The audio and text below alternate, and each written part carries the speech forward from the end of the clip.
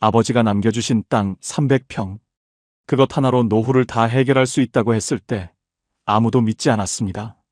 아내도 아이들도 심지어 저도요. 그런데 지금 저는 아무한테도 손 벌리지 않고 삽니다. 안녕하세요. 저는 올해 65이 된 이윤기라고 합니다. 경기도 의정부에서 33년을 직장 생활하다가 58세에 은퇴한 평범한 가장이에요. 강남 아파트 한 채 없고 금수저도 아니고 자식한테 손 벌리지 않겠다고 일을 악문 것 말고는 특별한 게 없는 사람입니다. 오늘은 그 일을 악물었던 7년의 이야기를 들려드리려고 해요. 귀농이라는 단어조차 생소했던 도시 남자가 아버지가 남겨주신 땅 300평 하나로 어떻게 노후를 만들어갔는지 끝까지 들어주시면 여러분 노후에도 분명히 도움이 되는 이야기가 될 거라고 생각합니다. 그럼 시작할게요. 퇴직 통보를 받던 날을 지금도 선명하게 기억합니다. 5월 어느 목요일 오후였어요. 부장님이 저를 조용히 부르시더니 회의실 문을 닫으셨는데 그 순간 직감적으로 알았습니다. 33년을 다닌 회사였는데 그 긴 세월이 그렇게 조용히 끝나버렸어요. 명예퇴직이라는 말이 붙었지만 사실상 권고였고 50대 중반을 넘어서면서부터 이미 예감은 하고 있었습니다. 그래도 막상 그 자리에서 듣고 나니 다리에 힘이 풀리더라고요. 집으로 돌아오는 버스 안에서 창밖을 바라봤습니다. 의정부 시내가 저녁 노을빛에 물들어 있었는데 이상하게도 아름답다는 생각보다는 낯설다는 느낌이 먼저 들었어요.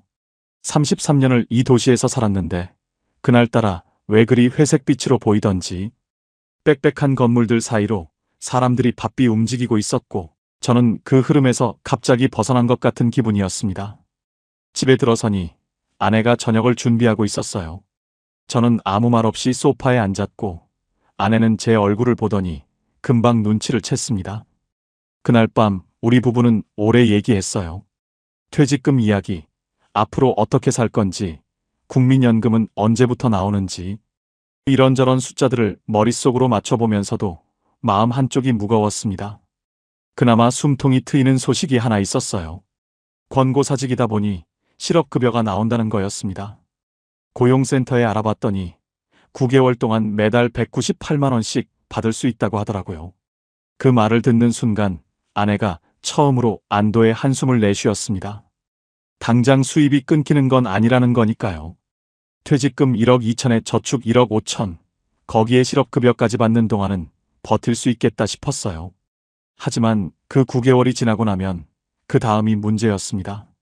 국민연금이 나오려면 65까지 기다려야 하는데 그때까지는 아직 7년이나 남아 있었거든요. 빌라 창밖을 내다봤습니다. 우리가 사는 건물은 준공된 지 20년이 넘은 낡은 빌라였어요.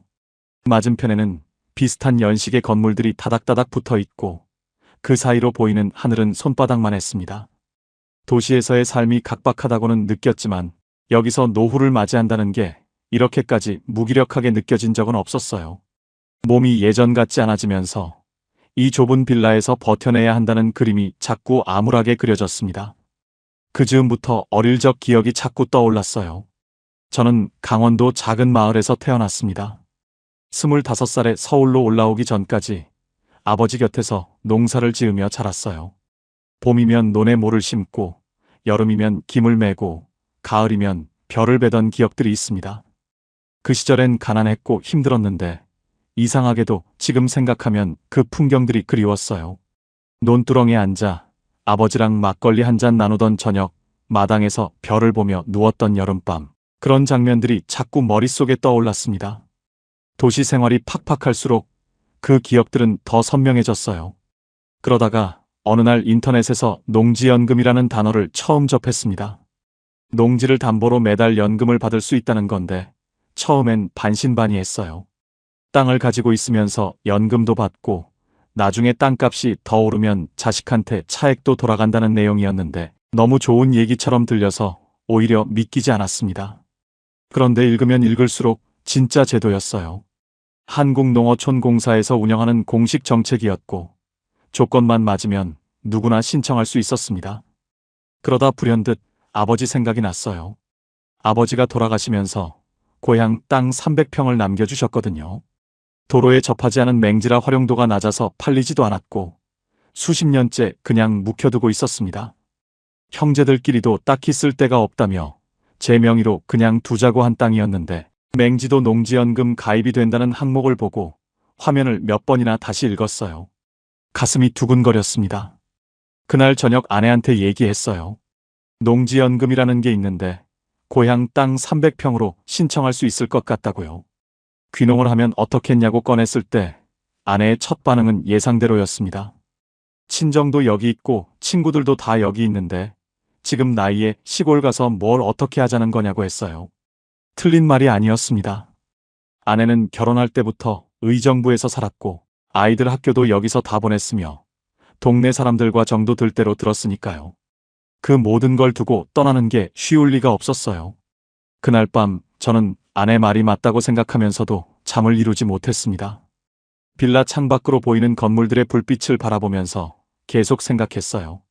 실업급여 9개월이 끝나고 나면 그 다음은 어떻게 되는 걸까?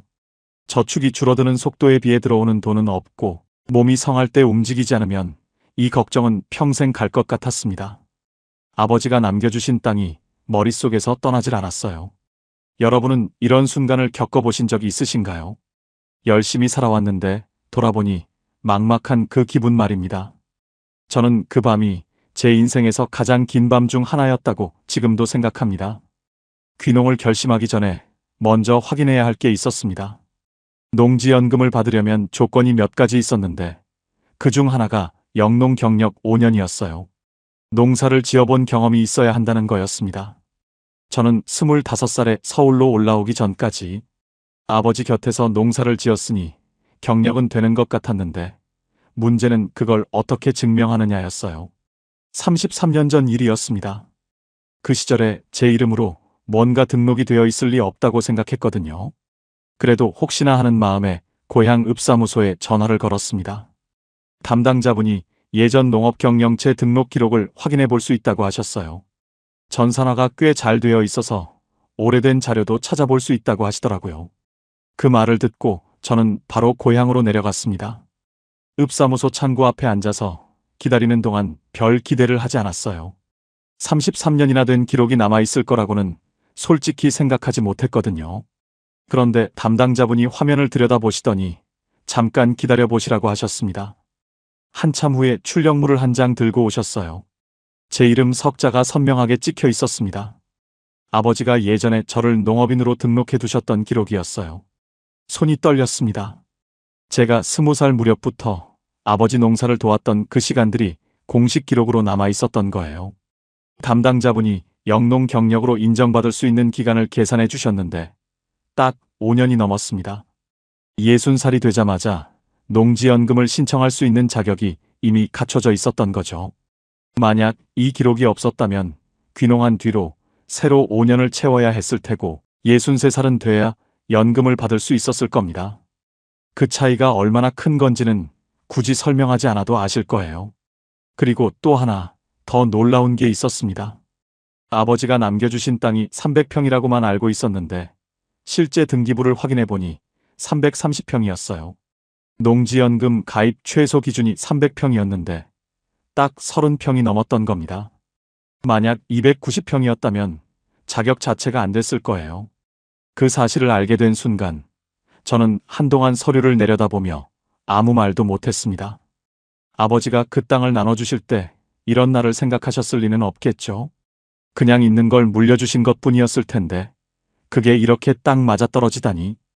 우연이라고 하기엔 너무 정확했어요. 아버지, 당신이 제 노후를 챙겨두셨구나 싶은 생각이 들면서 눈시울이 뜨거워졌습니다. 집으로 돌아오는 길에 농지연금 제도를 더 꼼꼼하게 들여다봤습니다. 알면 알수록 생각보다 훨씬 탄탄한 제도였어요. 땅을 담보로 맡기면 매달 연금이 나오고 가입자가 사망하더라도 배우자가 계속 받을 수 있었습니다. 그리고 제가 가장 중요하게 여겼던 부분이 있었어요. 연금을 받는 동안 땅이 사라지는 게 아니라는 거였습니다. 나중에 연금으로 받은 총액보다 땅값이 더 높으면 그 차액은 자식들한테 돌아가고 반대로 땅값보다 더 많이 받았다 해도 그 차이를 자식들한테 청구하지 않는다는 거였어요. 국가가 그 손실을 감당하는 구조였습니다. 자식들한테 빚이 넘어가지 않는다는 말이었죠. 이 부분을 확인했을 때 머릿속에서 뭔가가 딱 맞아 떨어지는 느낌이 들었습니다. 그동안 귀농을 망설였던 이유 중 하나가 아이들 눈치였거든요. 아들이랑 딸 모두 서울에 자리를 잡고 살고 있었는데 부모가 시골로 내려가면서 땅까지 담보로 맡겨버리면 나중에 자기들한테 돌아올 게 없다고 생각할 것 같았어요. 그런데 제도를 제대로 알고 나니 그 걱정이 사라졌습니다. 아이들한테 연락을 했어요. 다음 주말에 다 모이자고 얘기할 게 있다고 했습니다. 주말 저녁 아들 민준이랑 딸 지연이가 각자 배우자를 데리고 왔어요. 저는 출력해온 자료들을 테이블 위에 펼쳐놓고 차근차근 설명했습니다. 아이들의 첫 반응은 역시나 걱정이었어요. 민준이가 먼저 물었습니다. 아버지 땅을 담보로 맡기면 나중에 그 땅이 없어지는 거 아니냐고요. 저는 준비해온 자료를 가리키며 설명했어요. 연금으로 받은 돈보다 땅값이 높으면 차액은 너희한테 돌아간다고, 반대 경우에도 너희한테는 청구가 없다고 했습니다. 민준이가 자료를 직접 읽어보더니 한동안 말이 없었어요. 지연이도 옆에서 같이 읽더니 고개를 끄덕이더라고요. 딸 지연이가 물었습니다. 그럼 엄마는 어떻게 되냐고요? 저는 배우자 승계가 된다고 설명했어요. 제가 먼저 가더라도 아내가 동일한 금액을 계속 받을 수 있다고 했습니다. 그 말에 아내가 처음으로 제 손을 잡았어요. 아무 말 없이 그냥 잡았습니다. 그 손의 온도가 아직도 기억납니다. 아들 민준이가 마지막으로 한마디 했어요. 아버지, 저희 손 안 빌려도 되는 거 맞죠? 하고요. 저는 웃으면서 고개를 끄덕였습니다. 그게 바로 내가 원하는 거라고 했어요. 그날 밤 아이들이 돌아가고 나서 저는 오랜만에 깊이 잠들었습니다. 아버지가 물려주신 330평이 33년 전 제 이름으로 남겨진 영농 기록이 이 모든 게 우연이 아닌 것 같았어요. 고향 하늘 어딘가에서 아버지가 저를 내려다보고 계신 것 같은 기분이 들었습니다. 아이들을 설득하고 나서 다음 순서는 빌라를 파는 일이었습니다. 의정부 빌라는 오래된 건물이었지만 그래도 역세권에 가까운 편이었고 전세 수요가 꾸준한 동네였어요. 부동산에 매물을 내놓은 지 한 달 남짓 만에 2억 원에 계약이 됐습니다. 생각보다 빨리 팔렸어요. 잔금을 받던 날 아내는 아무 말도 하지 않았습니다. 짐을 싸면서도 이삿짐 차가 오는 날 아침에도 그냥 묵묵히 손을 움직였어요. 평생을 살아온 동네를 떠나는 사람의 얼굴이 어떤 건지 그날 처음 제대로 봤습니다. 고향으로 내려가기 전에 먼저 집을 구해야 했어요. 인터넷으로 매물을 여러 군데 알아봤는데 아버지 땅이 있는 마을 근처에 괜찮은 구옥이 하나 나와 있었습니다. 대지 50평에 건평 25평 정도 되는 단층 주택이었는데 지은 지 30년이 넘은 집이었어요. 매매가는 1억 2천이었습니다. 사진으로 봤을 때는 그래도 구조가 단단해 보였거든요. 직접 보러 가기로 했습니다. 아내랑 함께 내려간 날은 늦가을이었어요. 마을 어귀에서부터 낙엽이 쌓인 길을 걸어 들어갔는데 공기는 서울과 달리 맑고 서늘했습니다. 집 앞에 도착했을 때 아내가 잠깐 걸음을 멈췄어요. 사진으로 보던 것보다 훨씬 낡아 보였거든요. 외벽 페인트는 군데군데 벗겨져 있었고 대문도 녹이 슬어 있었습니다. 마당에는 잡초가 무성했어요. 중개인이 안으로 들어가 보자고 했는데 아내는 선뜻 발을 들이지 못하고 대문 앞에서 한참 서 있었습니다. 안으로 들어서니 더 심했어요. 오래된 장판이 들뜨고 천장에는 얼룩이 져 있었으며 주방은 싱크대가 낡아서 문짝이 떨어져 나간 것도 있었습니다. 창문은 작고 어두웠어요. 낮인데도 집안이 침침했습니다. 아내가 주방을 한번 훑어보더니 표정이 굳어버렸어요. 아무 말도 안 했습니다. 그 침묵이 무슨 뜻인지 저는 알았어요. 저는 아내를 마당으로 데리고 나왔습니다. 마당 한쪽에 오래된 감나무가 한 그루 서 있었는데 늦가을에도 감이 몇 개 달려 있었어요. 저는 아내한테 말했습니다. 집은 고치면 되는 거라고, 뼈대가 튼튼하면 얼마든지 바꿀 수 있다고요. 아내가 저를 바라봤어요. 표정이 반신반의였습니다. 그날 밤 숙소에서 저는 리모델링 견적을 알아봤어요. 주방을 새로 만들고 창문을 키우고 바닥재와 벽지를 전부 교체하고 욕실도 고치고 단열도 보강하는 공사였습니다. 여러 업체에 문의했더니 견적이 6천에서 8천 사이로 나왔어요.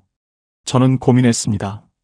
빌라를 팔아서 받은 2억에서 집값 1억 2천을 빼면 8천이 남는데 리모델링에 그걸 다 쓰면 빌라 매각 대금은 한 푼도 안 남는 셈이었거든요. 그래도 퇴직금과 저축이 있었고 실업급여도 아직 몇 달 남아 있었습니다. 현금이 묶이는 건 아니었어요. 저는 결정했습니다. 어차피 이 집에서 노후를 보낼 거라면 아내가 진심으로 좋아할 수 있는 공간을 만들어주자고요. 다음 날 아침 아내한테 물었습니다. 주방이 얼마나 넓으면 좋겠냐고요. 아내가 의아한 표정으로 저를 쳐다봤어요. 저는 리모델링 계획을 꺼냈습니다. 주방 벽을 터서 거실과 연결하고 아일랜드 식탁을 놓을 수 있을 만큼 넓게 만들 거라고 했어요. 창문도 크게 내서 햇볕이 잘 드는 밝은 주방을 만들고 마당에는 아내가 좋아하는 화분들을 둘 수 있게 작은 텃밭 자리도 만들자고 했습니다. 아내가 한동안 말이 없었어요. 그러더니 천천히 입을 열었습니다. 마당에 허브도 심을 수 있냐고요. 저는 웃으면서 고개를 끄덕였습니다. 그게 아내의 첫 번째 요청이었어요. 공사는 2달 넘게 걸렸습니다. 그 사이 우리는 마을 인근 작은 원룸에서 지냈어요. 저는 거의 매일 공사 현장에 나갔습니다. 업체 사장님이랑 의논하면서 아내가 원하는 방향으로 하나씩 맞춰갔어요. 주방 창문을 처음 계획보다 더 크게 내자고 한 것도, 마당 한쪽에 화단 자리를 따로 만들자고 한 것도 제가 먼저 제안한 거였습니다. 아내가 좋아할 얼굴이 눈에 그려지면서 공사 현장에 나가는 발걸음이 가벼웠어요. 완공날 아내를 데리고 갔습니다. 대문을 열고 들어서는데 마당이 달라져 있었어요. 잡초 대신 마사토가 깔려 있었고 한쪽에 화단이 예쁘게 정돈돼 있었습니다. 감나무는 그대로 두었어요. 아내가 마당을 천천히 둘러보다가 현관문을 열고 안으로 들어갔습니다. 주방을 본 아내가 한동안 말을 못했어요. 새하얀 상부장, 넓은 아일랜드 식탁, 바닥부터 천장까지 이어지는 큰 창문으로 오후 햇살이 쏟아지고 있었습니다. 낡고 어두웠던 그 집이 전혀 다른 공간이 돼 있었어요. 아내가 아일랜드 식탁 앞에 서서 창밖을 내다봤습니다. 마당에 감나무가 보이고 그 너머로 낮은 산자락이 펼쳐져 있었어요. 그때 아내가 웃었습니다. 결혼하고 나서 그렇게 환하게 웃는 얼굴을 본 게 얼마만인지 모르겠어요. 아이들 어릴 때 이후로는 처음인 것 같기도 했습니다. 저는 그 얼굴을 보면서 8천을 다 쓴 게 하나도 아깝지 않았어요. 아니, 솔직히 말하면 그 순간만큼은 빌라 매각 대금을 통째로 여기 쏟아붓길 잘했다는 생각이 들었습니다. 이사날 아내는 직접 화분들을 하나씩 마당에 내다 놓았어요. 서울에서부터 들고 온 허브 화분들이었는데 로즈마리, 바질, 민트 이런 것들이었습니다. 아내가 화분 하나를 놓고 자리를 조금 옮겨보고 또 다른 걸 놓아보면서 한참을 그러고 있었어요. 저는 마루에 앉아서 그 모습을 바라봤습니다. 그날 저녁 아내가 새 주방에서 처음으로 밥을 지었어요. 별거 없는 된장찌개였는데 그 냄새가 참 좋았습니다. 큰 창문으로 저녁 노을이 들어오는 주방에서 우리 부부는 오랜만에 마주 앉아 밥을 먹었어요. 서울에서의 삶이 각박했다는 걸 이 밥상 앞에서 비로소 실감했습니다. 아내가 밥을 먹다가 조용히 말했어요.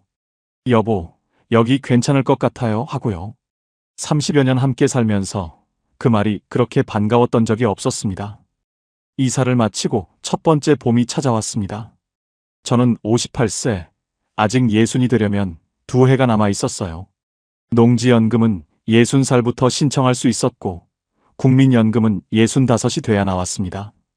실업급여는 퇴직하고 나서 9개월 동안 매달 198만 원씩 나왔는데 이사를 마칠 무렵에는 이미 몇 달밖에 남지 않은 상태였어요. 그 돈이 끊기고 나면 당장 들어오는 수입이 없다는 게 머릿속을 자꾸 맴돌았습니다. 퇴직금과 저축을 합치면 2억 7천 정도가 남아 있었지만 쓰기만 하고 채워지지 않는 통장은 보는 것만으로도 불안했어요. 그래도 봄 햇살 아래 마당을 보면 기분이 나아졌습니다. 아내가 화단에 씨앗을 심기 시작했어요. 상추, 깻잎, 고추 모종을 사다 심었고 허브 화분들도 마당 한쪽에 줄지어 놓았습니다. 저는 그 옆에서 아버지 땅을 어떻게 활용할지 궁리했어요. 어릴 때 아버지 곁에서 농사를 지어봤으니 못할 건 없다고 생각했습니다. 33년의 공백이 있긴 했지만 몸이 기억하는 게 있을 거라고 믿었어요. 그 믿음이 얼마나 순진한 것이었는지 첫 삽을 뜨는 순간부터 알았습니다. 땅을 고르려고 괭이를 들었는데 1시간도 못 돼서 허리가 뻐근해졌어요. 다음 날은 무릎이 시큰거렸습니다. 젊었을 때는 하루 종일 논에 서 있어도 멀쩡했는데 50대 후반의 몸은 예전과 달랐어요. 이틀을 쉬고 다시 나갔다가 또 허리를 붙잡고 들어왔습니다.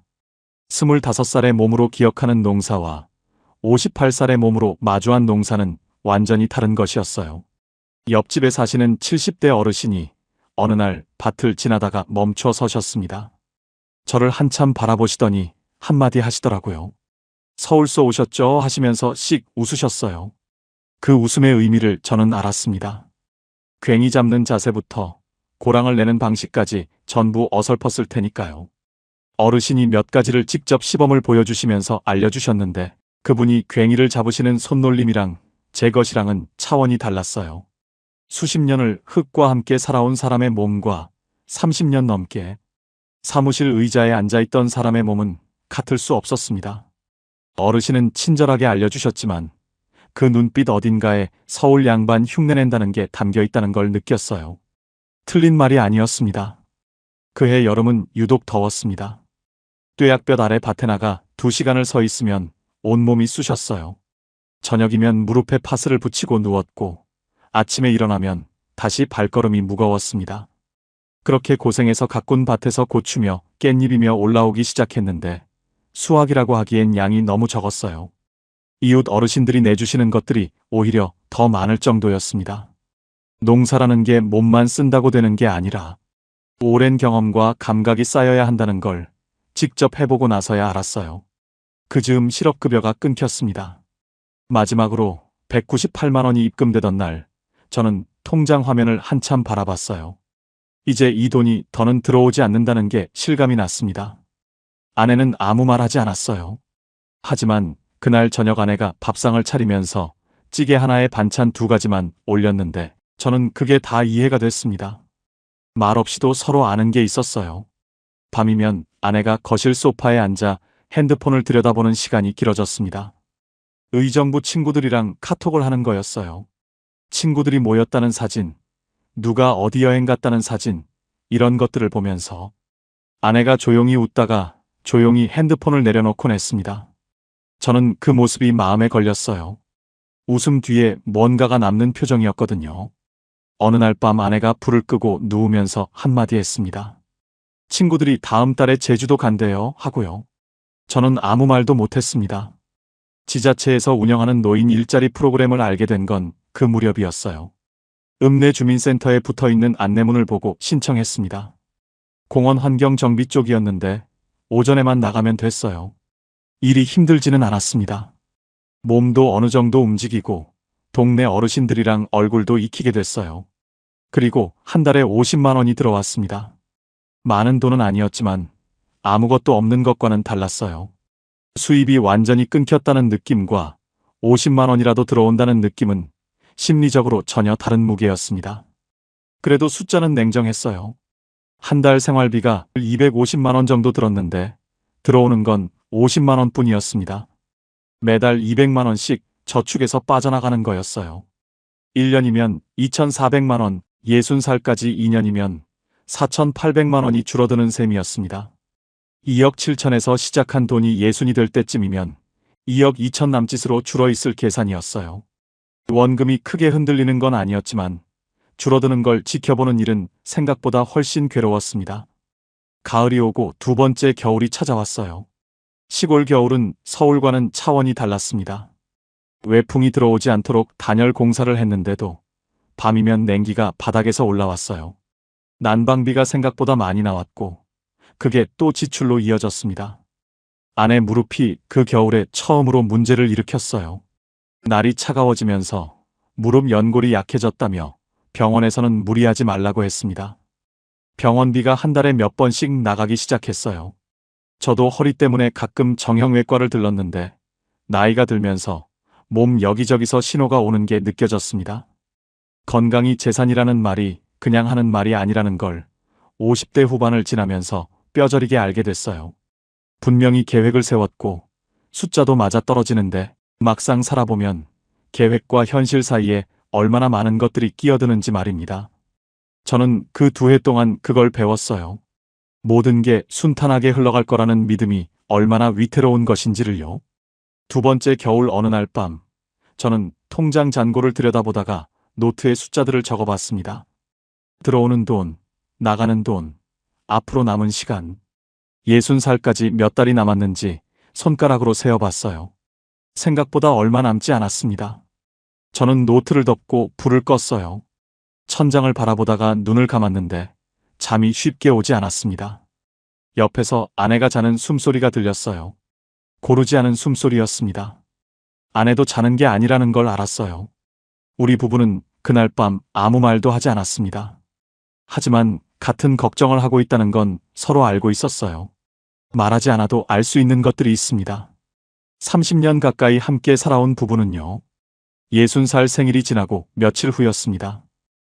한국농어촌공사에 농지연금 신청을 마친 건 생일보다 몇 달 앞서 미리 해뒀던 터라 첫 입금 날짜는 이미 정해져 있었어요. 그날 아침 저는 평소보다 일찍 눈이 떠졌습니다.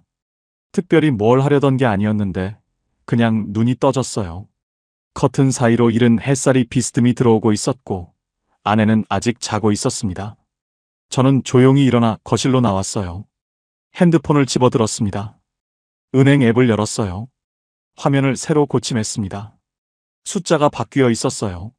40만 원이었습니다. 40만 원. 누군가에게는 작은 돈일 수 있어요.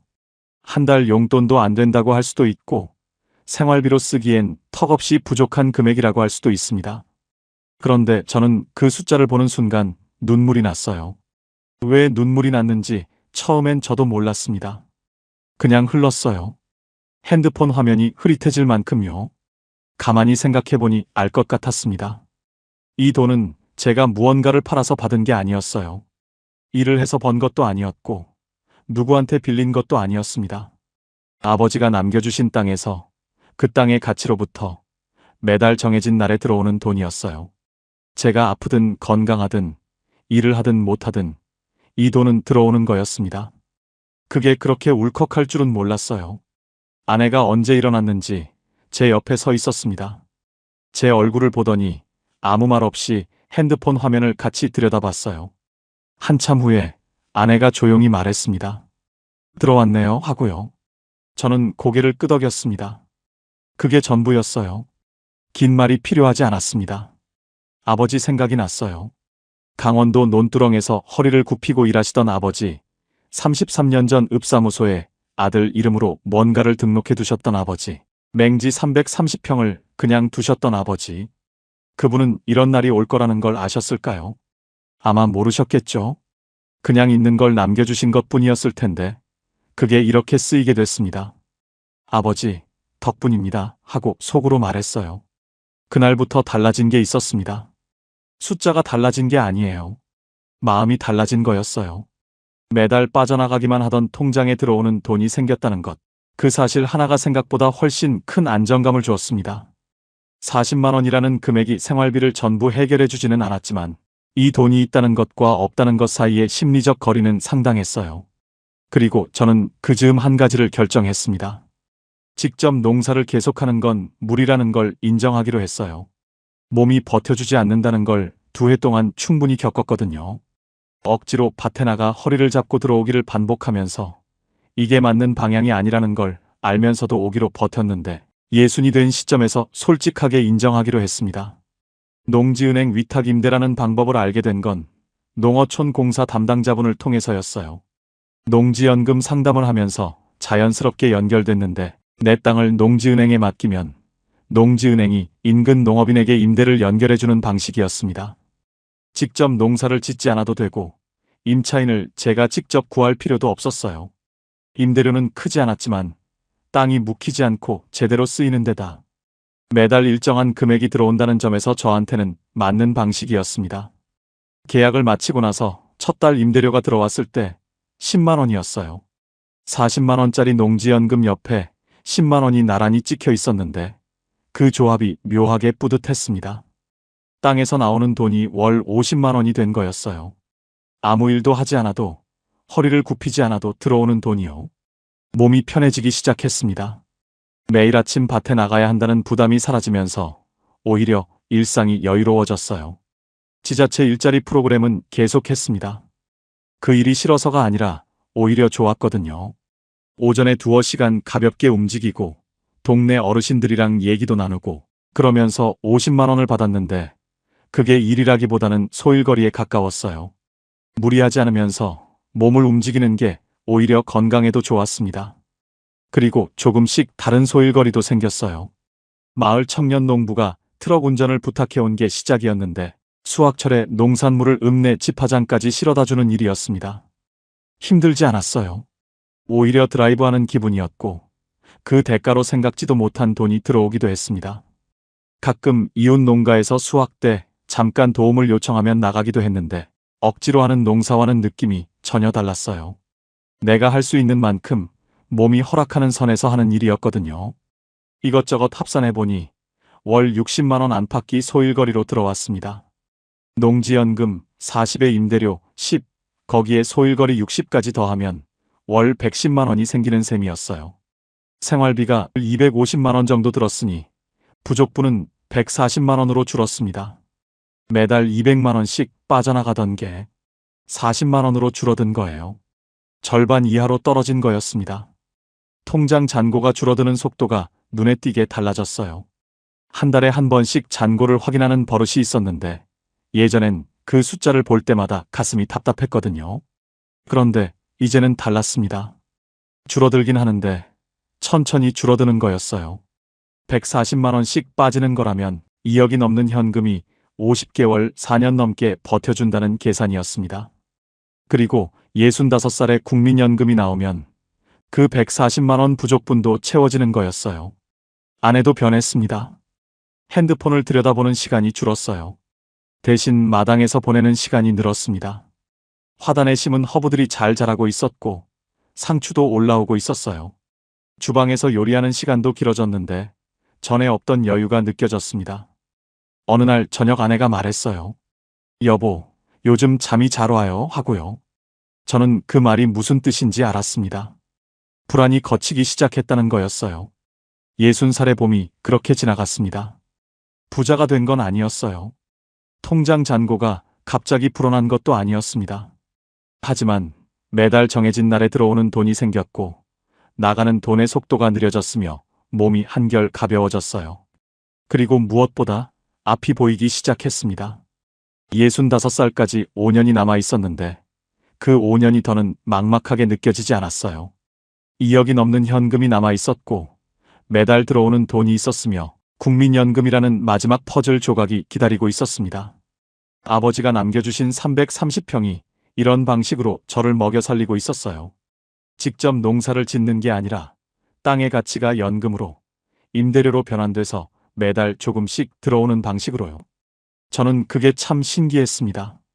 땅이 이를 대신해주는 나이가 됐구나 싶었어요. 아버지가 평생 그 땅을 지키셨던 이유가 어쩌면 이것이었을지도 모르겠다는 생각이 들었습니다. 61살 가을이었습니다. 농지연금이 들어오기 시작한 지 1년이 넘어가면서 생활이 조금씩 자리를 잡아가고 있었어요. 소일거리도 익숙해졌고 아내도 마당 텃밭에서 보내는 시간을 즐기게 됐으며 2달에 한 번씩 아들 민준이 내려올 때면 셋이서 밥을 먹는 그 시간이 제법 평화로웠습니다. 그렇게 안정을 찾아가던 어느 아침이었어요. 마을 청년 농부 트럭을 몰고 읍내 집화장 쪽으로 가던 길이었습니다. 비가 살짝 내린 뒤라 길이 젖어 있었어요. 차에서 내리다가 발을 헛디뎠습니다. 순간적으로 중심을 잡으려다가 왼쪽 무릎이 꺾이는 느낌이 들었어요. 그 자리에서 주저앉았습니다. 처음엔 그냥 삐었나 보다 했어요. 조금 쉬면 괜찮아지겠지 싶었습니다. 그런데 다음날 아침에 일어나려는데 무릎에 힘이 들어가지 않았어요. 부어 있었고 걸으려면 통증이 따라왔습니다. 아내가 병원부터 가보자고 했는데 그게 말처럼 쉽지 않았어요. 우리 마을에서 제대로 된 정형외과까지는 차로 30분 가까이 달려야 했거든요.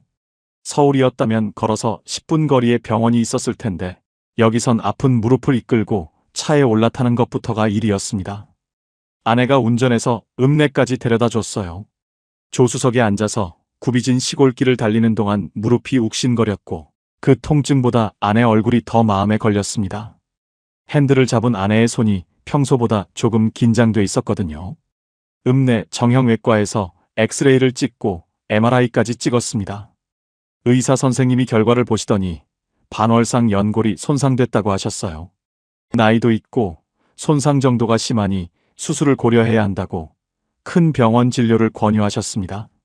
문제는 큰 병원이 원주였어요. 편도 1시간 거리였습니다.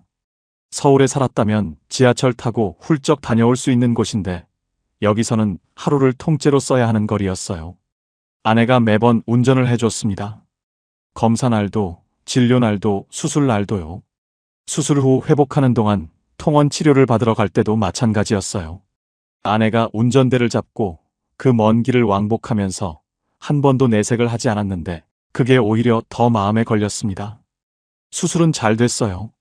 관절경 수술이라 크게 절개하지는 않았고 회복까지 2달은 무리하면 안 된다고 하셨습니다. 수술비랑 입원비는 생각보다 많이 나왔는데 다행히 예전에 들어둔 실손보험이 있었어요. 청구를 해보니 수술 관련 비용 대부분이 돌아왔습니다. 숫자상으로는 큰 손실이 아니었습니다. 그런데 문제는 돈이 아니었어요. 돈은 보험으로 해결이 됐는데 그 과정에서 아내가 너무 많이 지쳤습니다. 원주까지 오가는 길을 10번 가까이 왕복했어요. 집에서 병원까지, 병원에서 집까지 그 길을 아내가 혼자 운전하면서 다녔습니다. 서울에 있었다면 아들 민준이가 차로 데려다 줬을 거고 딸 지연이도 퇴근 후 잠깐 들를 수 있었을 텐데 여기선 그게 안 됐어요. 민준이가 주말에 내려오겠다고 했는데 저는 괜찮다고 말렸습니다. 바쁜 녀석 괜히 왔다 갔다 하게 만들기 싫었거든요. 그 판단이 맞는 건지 틀린 건지 솔직히 지금도 모르겠어요. 퇴원하고 집으로 돌아온 날 저녁이었습니다. 아내가 주방에서 죽을 끓이고 있었어요. 저는 소파에 다리를 뻗고 앉아 있었는데 한참 후에 아내가 그릇을 들고 나오다가 식탁 앞에서 멈췄습니다. 그냥 서 있었어요. 그릇을 내려놓지도 않고 아무 말도 하지 않고요. 저는 아내를 바라봤습니다. 아내 눈가에 뭔가가 맺혀 있었어요. 조용히 말했습니다. 이러려고 내려온 거예요 하고요. 따지는 목소리가 아니었어요. 화가 난 것도 아니었습니다. 그냥 오래 참아온 사람이 기운이 다 빠졌을 때 나오는 목소리였어요. 저는 아무 말도 못했습니다. 틀린 말이 하나도 없었거든요. 아프면 병원 가기도 불편한 곳이었어요. 가까운 사람 하나 없이 둘이서 버텨야 하는 곳이었습니다. 내가 다쳐서 누워있는 동안 아내 혼자 운전하고 밥하고 집안일 다 했어요. 원래도 무릎이 좋지 않은 사람인데 그 2달 동안 얼마나 힘들었을지 말하지 않아도 알았습니다. 그날 밤 저는 오래 생각했어요. 귀농을 선택한 게 나만의 결정이었다는 걸, 그 선택의 불편함을 아내가 가장 크게 감당하고 있다는 걸요. 아들 민준이한테 전화가 왔습니다.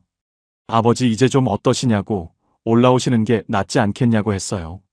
저는 거절했습니다. 올라가지 않겠다고 했어요. 민준이가 왜 그러냐고 고집 부리지 마시라고 했는데 저는 단호했습니다. 서울 올라가는 순간 아들한테 짐이 되는 거라고, 그러려고 여기까지 내려온 게 아니라고 했어요. 민준이가 잠시 말이 없다가 알겠다고 했습니다. 대신 다음 달에 내려오겠다고, 아이들도 데려오겠다고 했어요. 소일거리는 2달 동안 전부 쉬었습니다. 트럭 운전도, 지자체 일자리 프로그램도, 이웃 농가 수확 도움도 전부 못했어요. 한 달에 60만 원씩 들어오던 수입이 한 번에 사라진 거였습니다. 그런데 이상한 걸 발견했어요. 소일거리가 끊긴 2달 동안 통장에 찍히는 숫자가 있었습니다. 농지연금 40만 원이었어요. 그 다음엔 임대료 10만 원이 들어왔습니다. 저는 그 숫자들을 한참 바라봤어요. 목발을 짚고 누워있는 동안에도, 아내가 지쳐서 눈물을 글썽이는 동안에도 아버지. 땅은 아무 말 없이 제 역할을 하고 있었던 겁니다. 소일거리 수입은 내가 건강해야만 들어오는 돈이었어요. 몸을 써야 생기는 돈이었습니다.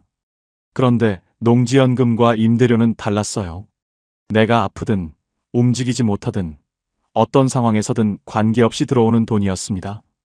이게 숫자로 볼 때랑 몸으로 겪을 때랑 얼마나 다른 무게인지 그 2달 동안 처음으로 진짜 실감했어요. 회복이 되면서 아내한테 말했습니다. 아팠던 2달 내내 농지연금이랑 임대료가 한 번도 끊기지 않았다고요. 아내가 처음엔 그게 무슨 대단한 얘기냐는 듯 넘기려 하더니 잠시 후에 조용히 고개를 끄덕였어요. 그게 무슨 의미인지 아내도 알았던 겁니다. 그리고 저는 한 가지를 더 얻었어요.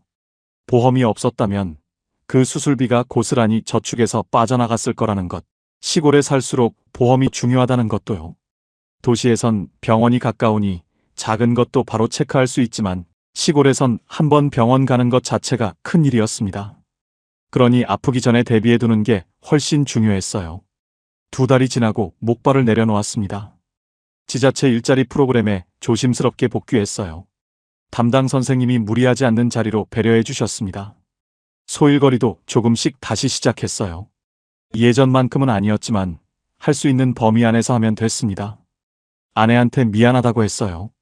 이러려고 내려온 거냐고 했던 그날 밤이 계속 마음에 남아 있었거든요. 아내가 손을 저으면서 말했습니다. 그때는 너무 지쳐서 나온 말이라고, 지금은 괜찮다고요. 그러면서 한마디 덧붙였어요. 그래도 여기서 아픈 게 낫다고, 서울 올라갔으면 애들한테 더 미안했을 거라고요. 저는 그 말이 무척 고마웠습니다. 아내가 이 삶을 온전히 받아들이고 있다는 게 그 한마디에 담겨 있었거든요. 65살 생일이 지나고 얼마 되지 않아서였습니다.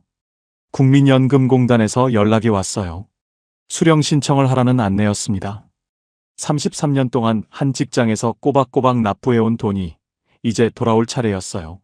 신청 절차를 마치고 첫 입금일을 확인했을 때 저는 달력에 동그라미를 쳤습니다. 그날이 오기를 7년 동안 기다려왔거든요. 첫 입금 날 아침 60살 생일 때와 똑같이 일찍 눈이 떠졌습니다. 그날도 커튼 사이로 이른 햇살이 들어오고 있었어요. 은행 앱을 열었습니다. 140만 원이 찍혀 있었어요. 농지연금이 처음 들어오던 날 40만 원을 보고 눈물을 흘렸던 기억이 났습니다. 그때도 이랬는데 이번엔 달랐어요. 눈물이 나지 않았습니다. 대신 가슴 깊은 곳에서 뭔가가 단단하게 자리를 잡는 느낌이 들었어요. 이게 완성됐구나 하는 느낌이었습니다. 아내를 불렀어요. 아직 이불 속에 있던 아내가 졸린 목소리로 나왔는데 핸드폰 화면을 보여줬습니다. 아내가 화면을 들여다보다가 천천히 고개를 들었어요. 저를 바라보는 눈빛이 달랐습니다. 뭐라고 말하지 않았어요. 그냥 제 손을 잡았습니다. 꼭 쥐었어요. 그 손의 온도가 따뜻했습니다. 숫자를 정리해봤어요. 국민연금 140만 원, 농지연금 40만 원, 임대료 10만 원, 소일거리 60만 원. 다 합치면 월 250만 원이었습니다. 생활비로 250만 원이 나가니까 저축에서 꺼내 쓰던 시절은 끝이 났어요. 그리고 통장에는 여전히 2억이 넘는 현금이 남아 있었습니다. 7년 동안 조금씩 줄어들긴 했지만 무릎 수술의 보험금으로 대부분 메워졌고 생활비 부족분도 최소한으로 유지해온 덕분에 2억 초반대가 고스란히 지켜지고 있었어요. 이 돈은 앞으로 건드리지 않아도 됐습니다. 병원비가 갑자기 생겨도, 집에 뭔가 고칠 일이 생겨도 이 돈이 버텨줄 거였어요. 그 주말에 아들 민준이랑 딸 지연이가 내려왔습니다. 손자 손녀도 함께였어요. 아내가 아침부터 주방에서 분주하게 움직였습니다. 갈비찜, 잡채, 전, 아내가 제일 잘하는 것들을 하나씩 준비했어요. 큰 창문으로 햇살이 쏟아지는 주방에서 아내가 요리하는 모습을 보면서 이 주방을 만들길 참 잘했다는 생각이 또 들었습니다. 밥상 앞에 다 둘러앉았을 때 제가 먼저 말을 꺼냈어요.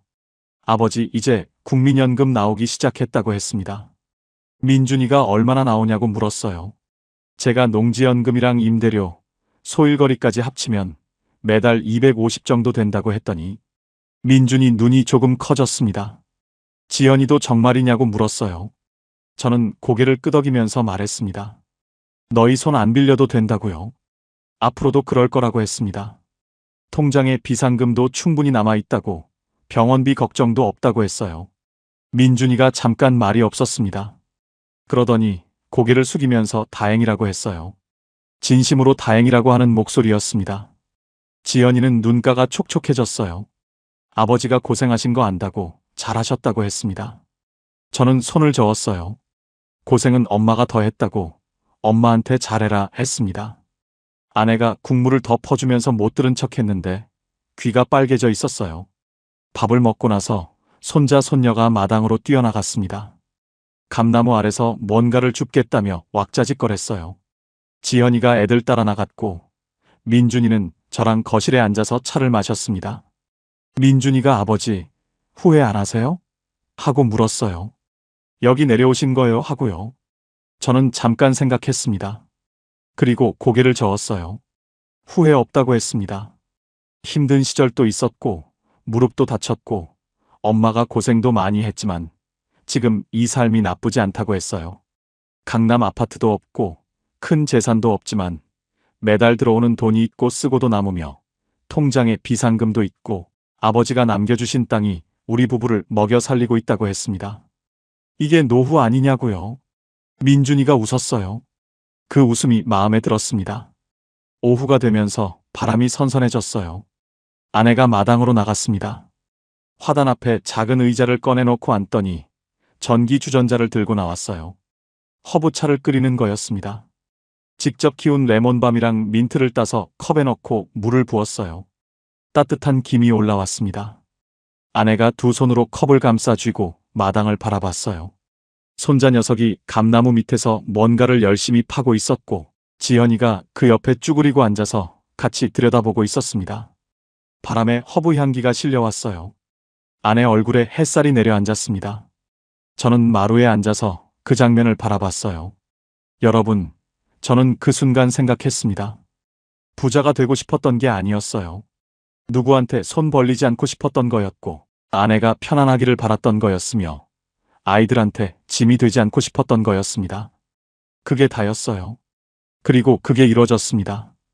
강남 아파트 없이, 큰 돈 없이 아버지가 남겨주신 땅 330평 하나로요. 노후 준비가 거창한 게 아니었어요. 나가는 돈을 막고 들어오는 통로를 여러 개 만드는 것, 그게 전부였습니다. 국민연금, 농지연금, 임대료, 소일거리, 어느 하나가 큰 돈은 아니었어요. 그런데 이것들이 합쳐지면 끊기지 않는 흐름이 됐습니다. 그 흐름이 우리 부부의 노후를 지탱하고 있었어요. 아내가 마당에서 저를 불렀습니다. 차 한잔 하겠냐고요. 저는 일어나서 마당으로 내려갔어요. 아내 옆에 의자를 하나 더 꺼내놓고 앉았습니다. 따뜻한 허브차 한 잔을 받아들었어요. 감나무 잎이 바람에 흔들리고 있었고 손자 녀석의 웃음소리가 마당을 가득 채웠습니다. 하늘이 높고 맑았어요. 이게 노후였습니다. 이른 봄이었습니다. 66살의 봄이었어요. 논에 물이 들어오기 시작하는 때였는데 그 소리가 어릴 때랑 똑같았습니다. 졸졸졸 흘러들어오는 물소리, 흙냄새랑 섞이는 그 냄새, 봄마다 맡아온 것들인데 7년째 맡으면서도 여전히 가슴이 열리는 느낌이었어요. 아버지 산소를 찾았습니다. 마을에서 조금 떨어진 야트막한 산자락에 있었어요. 해마다 이맘때면 혼자 올라오는 길이었습니다. 제초기로 풀을 정리하고 술 한 잔 따라 놓고 한참 앉아 있다가 내려오는 게 봄마다 하는 일이었어요. 그날도 마찬가지였습니다. 산소 앞에 앉았습니다. 아래로 논이 내려다 보였어요. 위탁 임대를 맡긴 저 땅에서 올봄에도 농사가 시작될 터였습니다. 물이 들어오는 소리가 여기서도 들렸어요. 바람이 선선했고 하늘은 맑았습니다. 술잔을 따라 올리고 나서 한참 앉아 있었어요. 그러다가 눈물이 났습니다. 저도 모르게 흘렀어요. 뺨을 타고 내려오는 걸 느끼면서 저는 잠시 어리둥절했습니다. 슬프지 않았거든요. 아픈 것도 없었어요. 그런데 눈물이 났습니다. 여러분, 이 이야기를 처음 시작할 때 기억하시나요? 아버지가 남겨주신 땅 300평. 그것 하나로 노후를 다 해결할 수 있다고 했을 때 아무도 믿지 않았다고 했습니다. 아내도 아이들도 심지어 저도요. 그 땅 앞에서 눈물이 난다고 했었죠. 슬픔인 줄 알았을 겁니다. 그런데 아니었어요. 이건 감사의 눈물이었습니다. 아버지한테 말했어요. 소리내지 않고 속으로요. 당신 아들, 이제 아무한테도 손 안 벌리고 삽니다. 하고요. 매달 250만 원이 들어오고 통장에 2억이 넘는 현금이 남아있으며 아이들한테 짐이 되지 않고 살고 있다고 했습니다. 당신이 남겨주신 땅 330평이 이렇게 쓰이고 있다고, 그 땅 덕분에 이 모든 게 가능했다고 했어요. 33년 전 읍사무소에 아들 이름으로 남겨두신 기록이 있었기에 60살이 되자마자 연금을 받을 수 있었다고도 했습니다. 아버지가 그걸 의도하셨을 리는 없겠죠. 그냥 하셨던 일들이 이렇게 이어졌다는 게 그게 고마웠어요. 바람이 한 번 지나갔습니다. 풀잎들이 흔들렸어요. 저는 그걸 아버지가 듣고 계신다는 뜻으로 받아들였습니다. 그렇게 믿기로 했어요. 산소에서 내려오는 길에 논둑을 따라 걸었습니다. 물이 가득 찬 논에 하늘이 비쳐 있었어요. 파란 하늘이랑 하얀 구름이 논바닥에 그대로 담겨 있었는데 어릴 때 아버지 뒤를 따라 이 길을 걸었던 기억이 났습니다. 그때 아버지 등이 얼마나 커 보였는지 저도 이 땅에서 저런 어른이 되고 싶다고 생각했던 게 떠올랐어요. 그 아이가 66이 됐습니다. 아버지만큼 큰 어른이 됐는지는 모르겠지만 적어도 아무한테도 기대지 않고 서 있는 어른은 됐어요. 집으로 돌아오니 아내가 마당에 있었습니다. 봄이 되면서 화단 손질을 시작한 거였어요. 흙을 뒤집고 새 씨앗 심을 자리를 만들고 있었는데 무릎 보호대를 하고 쪼그려 앉아 있었습니다. 저를 보더니 다녀왔냐고 했어요. 저는 고개를 끄덕였습니다. 눈물 흘린 거 들키지 않으려 했는데 아내가 제 얼굴을 한번 보더니 아무 말도 하지 않았어요. 알면서 모른 척 해주는 거였습니다. 30년 넘게 함께 산 사람은 그런 걸 알거든요. 마루에 나란히 앉았습니다. 아내가 따뜻한 차를 한 잔 건네줬어요. 마당에는 지난해 심은 허브들이 겨울을 나고 다시 싹을 틔우고 있었습니다. 감나무에는 새순이 돋아나고 있었어요. 봄은 매년 이렇게 왔고 앞으로도 그럴 거였습니다. 저는 그 자리에서 오랫동안 생각했어요. 7년 전 의정부 빌라 창밖을 바라보던 그 남자가 여기까지 왔습니다. 퇴직 통보를 받고 다리에 힘이 풀렸던 그 남자가 실업급여가 끊기던 날, 통장을 들여다보던 그 남자가 귀농 첫해 괭이 하나 제대로 못 잡아서 옆집 어르신한테 핀잔을 들었던 그 남자가요. 부자가 된 건 아니었습니다. 서울 집값이 올라서 횡재를 한 것도 아니었어요. 그냥 있는 것들을 잘 연결했을 뿐이었습니다. 여러분께 꼭 드리고 싶은 말이 있어요. 노후 준비는 한 방이 아닙니다. 큰 돈 한 번에 버는 게 아니에요. 단 하나의 수입원으로 버티는 것도 아니었습니다. 국민연금 하나, 농지연금 하나, 임대료 하나, 소일거리 하나. 어느 것 하나 큰 돈이 아니었지만 이것들이 합쳐지면서 끊기지 않는 흐름이 됐어요. 그리고 그 흐름 중 하나가 막혀도 나머지가 버텨줬습니다. 무릎을 다쳐서 소일거리가 끊겼을 때도 농지연금과 임대료는 들어왔어요. 그게 이 구조의 힘이었습니다. 나가는 돈을 막고 들어오는 통로를 여러 개 만드는 것. 그게 제가 7년 동안 배운 전부였어요. 강남 아파트가 없어도 됩니다. 큰 재산이 없어도 괜찮아요. 아버지가 남겨주신 땅 330평으로도 충분했습니다. 아니, 어쩌면 그 땅이 있었기에 이 모든 게 가능했는지도 몰라요. 아버지한테 다시 한번 감사했습니다. 아내가 옆에서 차를 홀짝였어요. 마당 화단에 새로 심을 씨앗 봉투를 무릎 위에 올려놓고 있었는데 뭘 심을지 혼자 고민하는 표정이었습니다. 저는 그 옆에서 따뜻한 차를 마셨어요. 봄 햇살이 마당을 가득 채우고 있었습니다. 논에서 물소리가 들려왔어요. 아버지 땅에서 나는 소리였습니다. 여러분, 오늘 제 이야기 끝까지 들어주셔서 감사합니다. 저는 지금 66살이고 강원도 시골 마을에서 아내와 함께 살고 있습니다. 매달 250만 원이 들어오고 통장에는 2억이 넘는 현금이 남아있으며 아이들한테 손 벌리지 않고 살고 있어요. 부자는 아닙니다. 하지만 고개 숙이지 않아도 되는 노후를 살고 있습니다. 아버지가 남겨주신 땅 330평이 이 모든 것의 시작이었어요. 그 땅이 없었다면 어땠을까 가끔 생각해 봅니다. 아마 다른 방법을 찾았겠죠. 중요한 건 땅이 아니라 방향이었을 테니까요. 나가는 돈을 줄이고 들어오는 통로를 여러 개 만드는 것, 그 방향을 잡는 것이었습니다.